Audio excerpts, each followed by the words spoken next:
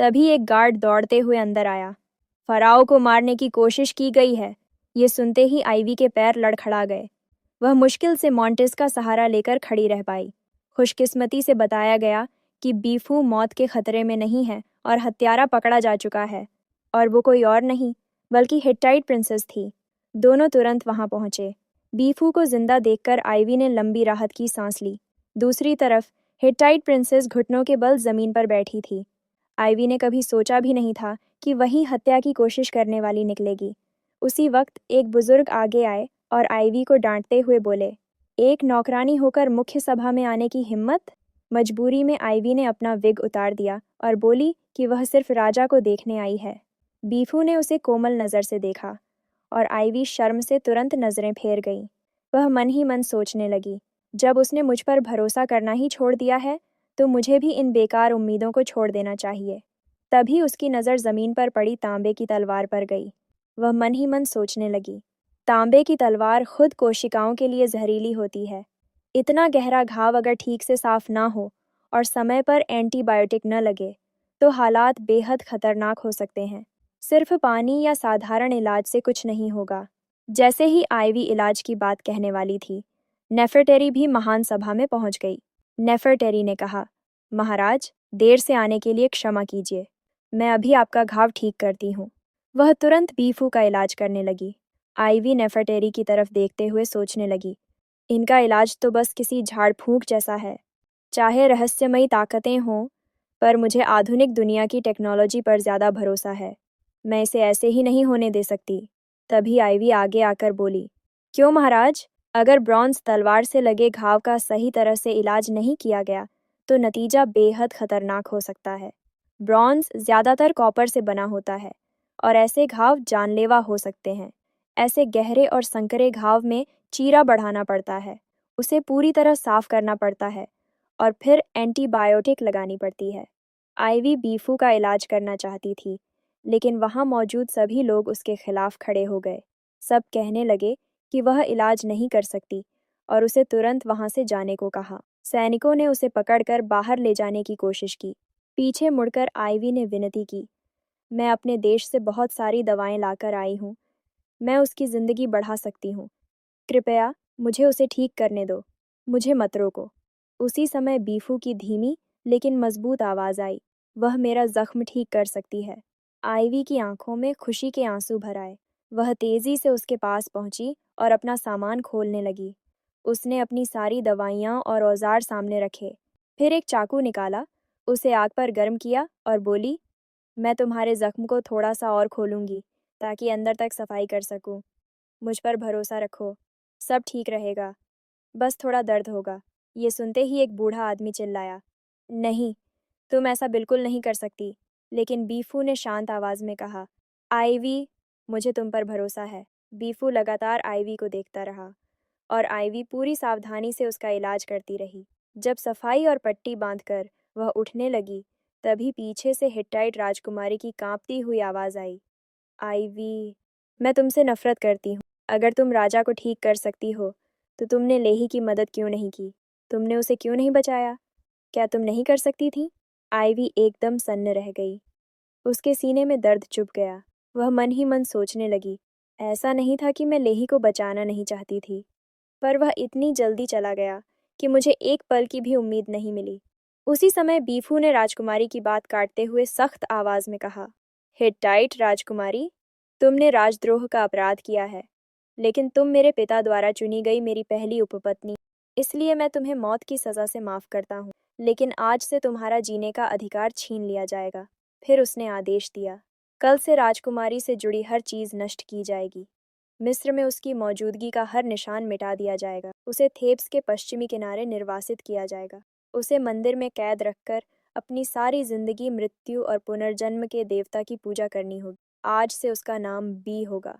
वह अपना स्त्री स्वरूप त्याग देगी और कभी विवाह नहीं करेगी। सैनिकों, उसे ले जाओ। ये सुनते ही हिट्टाइट राजकुमारी वहीं जमीन पर धंस गई। उसकी आंखों में ऐसा सदमा था जैसे उसकी पूरी दुनिया टूट गई हो। गार्ड हिट्टाइट राजकुमारी को पकड़कर ले जाने लगे। आइवी उसे जाते हुए देख रही थी। उसकी आंखें भर आईं। धीमी आवाज में वह बोली, मैं माफ़ी चाहती हूँ प्रिंसेस। राजकुमारी को दूर जाते देख आइवी की आंखों से आंसू बहने लगे। आंसू पोंछते हुए वह बोली, प्रिंसेस, फराओ को मारने के लिए जो जहर इस्तेमाल हुआ था वो जानलेवा था। आप चाहकर भी कुछ नहीं कर सकती।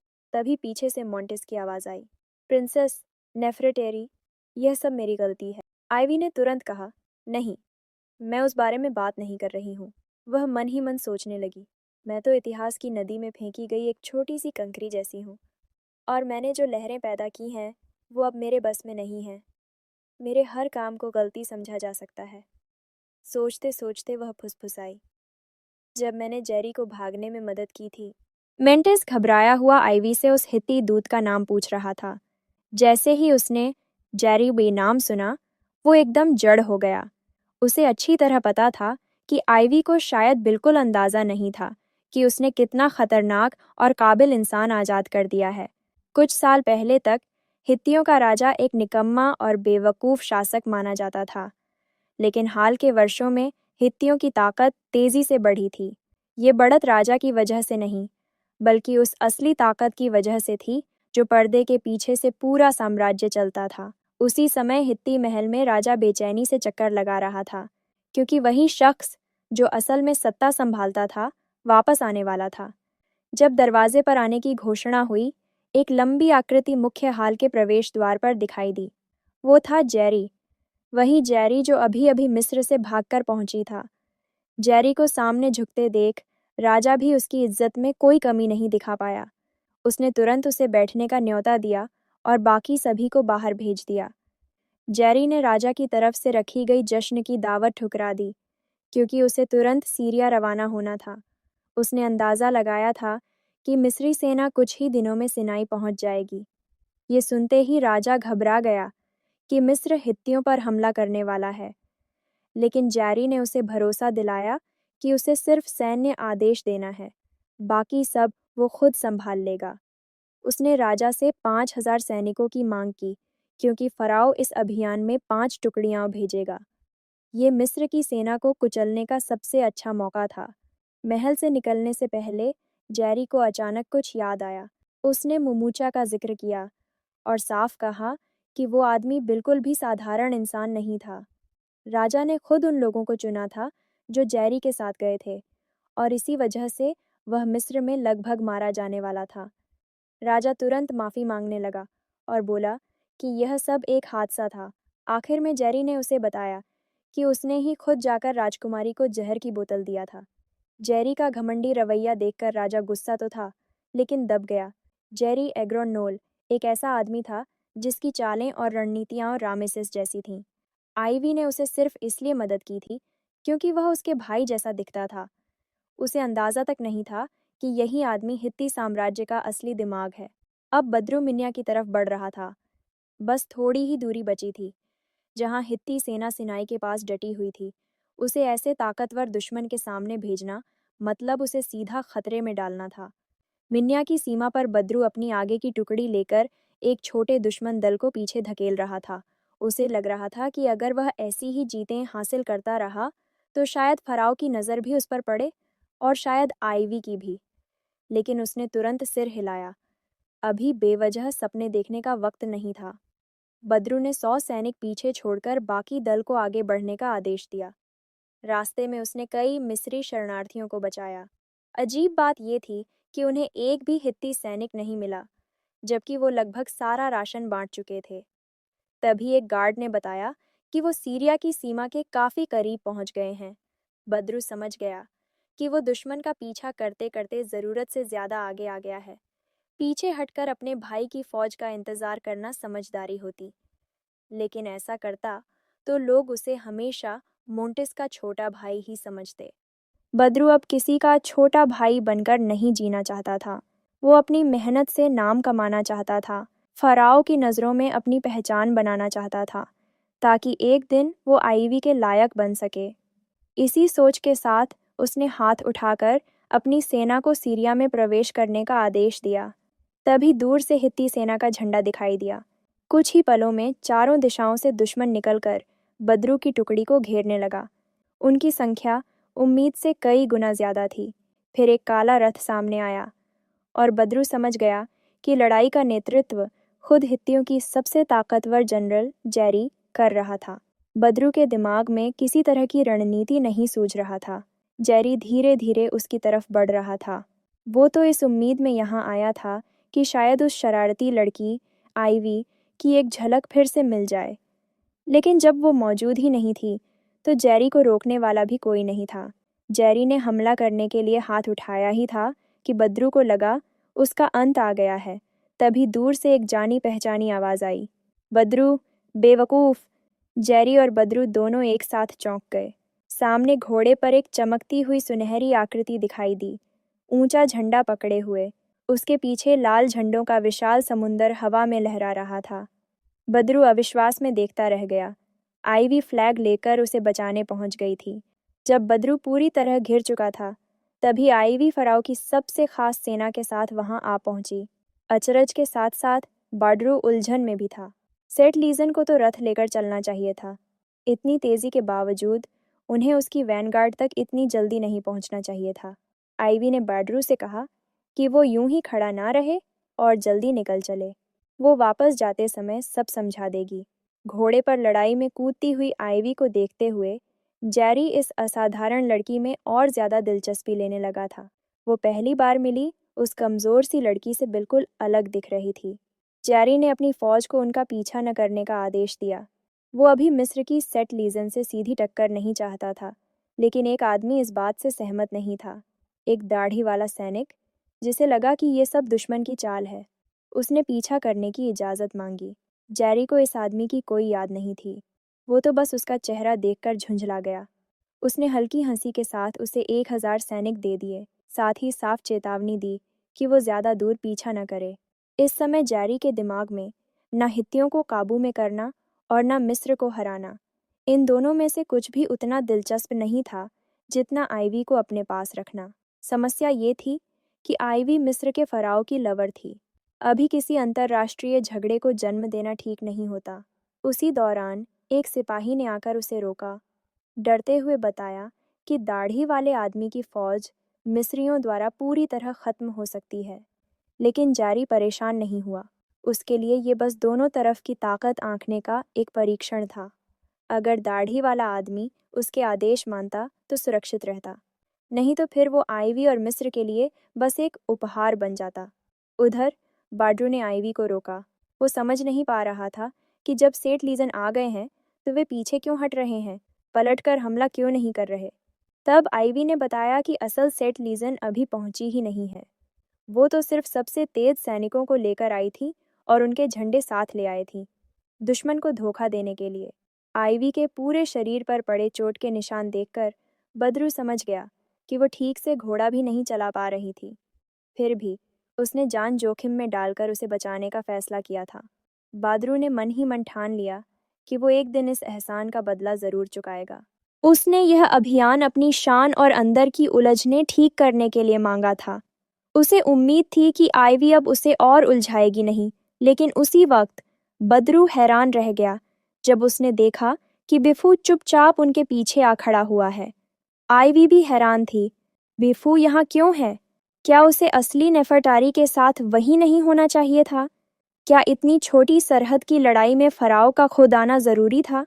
जब आइवी वहां से निकली थी, उसने तय कर लिया था कि अब इतिहास नहीं बदला जा सकता। अब उसका काम सिर्फ बद्रू को बचाना, बिफू की बहन की सच्चाई पता लगाना और फिर अपने भविष्य में लौट जाना था। आइवी ने पीछे मुड़कर बिफू को देखा और दंग रह गई। उसके चेहरे पर साफ गुस्सा था। आइवी ने दौड़ना शुरू कर दिया।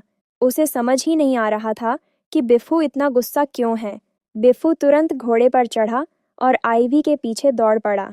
आइवी ने जब से प्राचीन मिस्र में कदम रखा था, उसे लगता था कि शायद बिफू के चेहरे की नसें जैसे सुन्न हैं, क्योंकि उसने कभी उसकी खुशी, गुस्सा, दुख या आनंद कुछ भी नहीं देखा था। लेकिन इस बार आइवी ने उसके चेहरे पर सीधा गुस्सा देखा।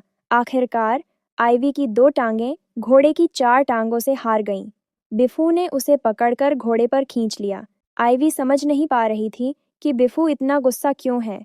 इस बार तो उसने कोई गलती भी नहीं की थी। बिफू ने गुस्से में उसे चुप रहने को कहा और सख्ती से पूछा, उसका जेरी से क्या रिश्ता है? आइवी ने तुरंत बता दिया कि उसकी जेरी से 3 बार भी ठीक से मुलाकात नहीं हुई। उसे शुरुआत से ही पता था कि जेरी कितना ताकतवर आदमी है। उसने उसे सिर्फ धोखेबाज की जानकारी लेने के लिए जाने दिया था। बिफू को गुस्सा था। उसे मिस्र के गद्दार की इतनी फिक्र क्यों है? यह सवाल आइवी को चुभ गया। उसने कहा कि उसे मिस्र से कोई मतलब नहीं, बस वह बिफू को खतरे में नहीं देखना चाहती। आइवी ने बिफू को चेतावनी दी कि अपने आसपास के लोगों से भी सावधान रहे। उसने कहा कि वह तो एक दिन अपने समय में लौट ही जाएगी, और जैसे ही उसने यह कहा, बिफू ने अचानक उसका हाथ पकड़ लिया। आइवी ने फिर वही गुस्सा महसूस किया, लेकिन वह डटी रही। मैं वापस जाऊंगी। सूनर और लेटर, आइवी ने उसे याद दिलाया कि सबसे पहले भरोसा तो बिफू ने ही नहीं किया था। उसी ने उसे बेहोशी की दवा खाने में दी थी। उसे यहाँ रहना अच्छा नहीं लगता था। उनकी दुनिया ही अलग थी। आइवी परेशान होने लगी और कह दिया कि यहाँ सब बस झूठी छवि है। ये कहते ही उसे एहसास हुआ कि मुंह से गलत बात निकल गई। बिफू हल्का सा मुस्कुराया। उसने आइवी को धीरे से उठाकर दोबारा जमीन पर खड़ा कर दिया। आइवी घबराकर अपनी बात समझाने लगी। उम्मीद कर रही थी कि बिफू मान लेगा कि उसने जो भी किया उसकी मदद के लिए किया, लेकिन बिफू को इनमें से किसी बात की परवाह नहीं थी।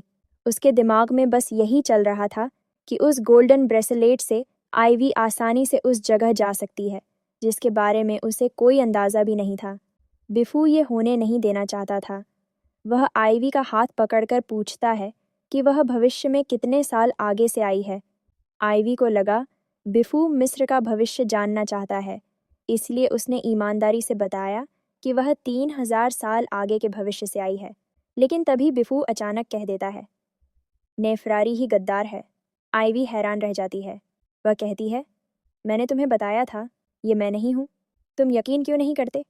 बिफू उसे समझाता है कि उसने आइवी पर कभी शक नहीं किया था। सबको लगता था कि नेफरटारी ही गद्दार है, इसलिए उसने एक नेफरटारी ढूंढकर उन सबकी बोलती बंद कर दी।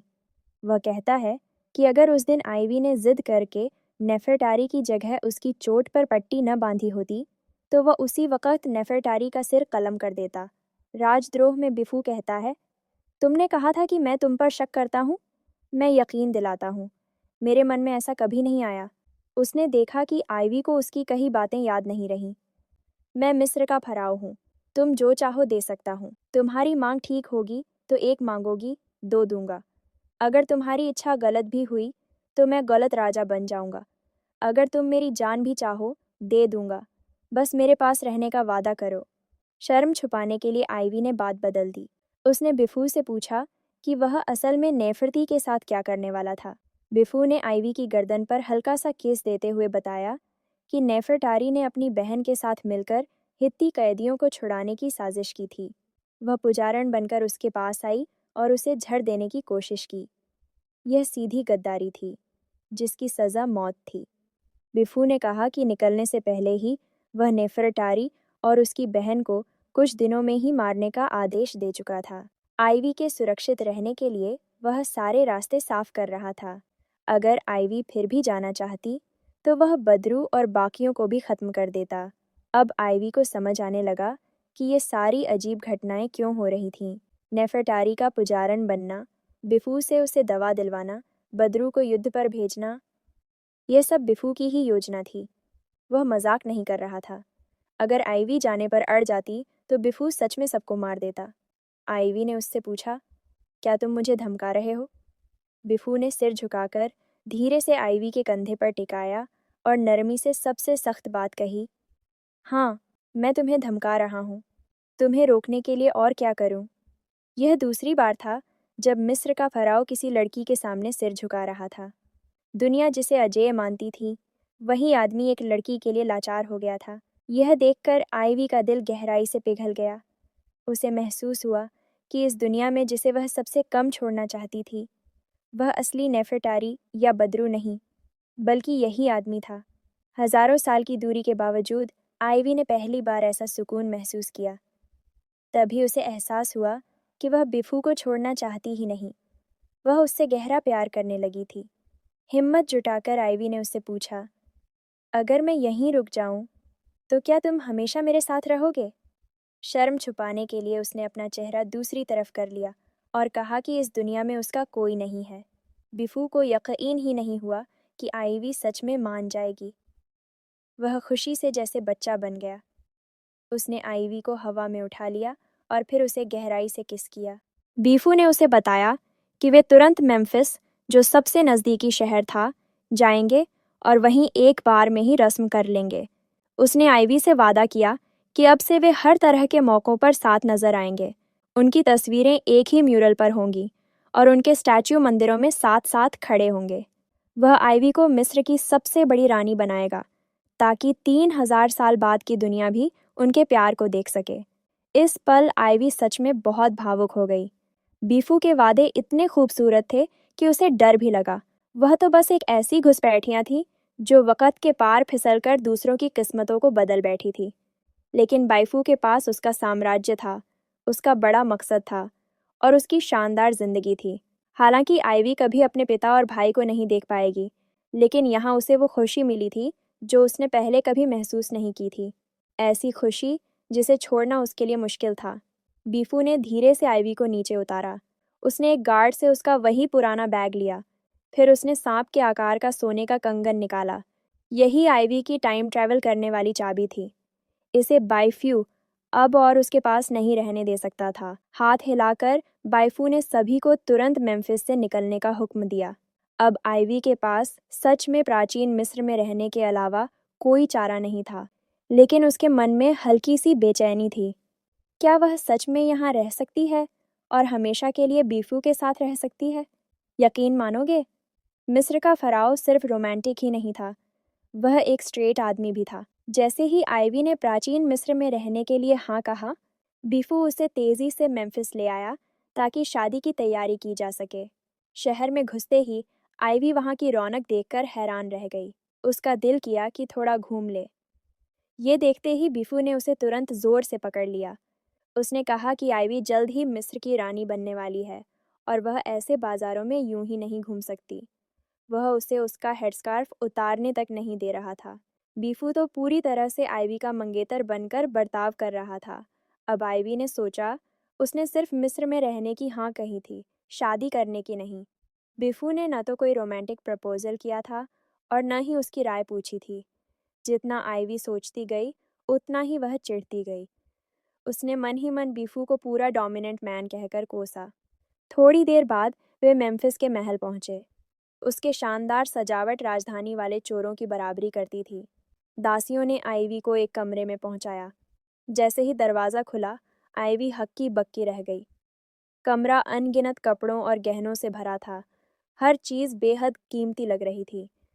आइवी ने सोचा कि प्राचीन मिस्र लौटने के बाद से वह कभी ठीक से तैयार ही नहीं हुई थी।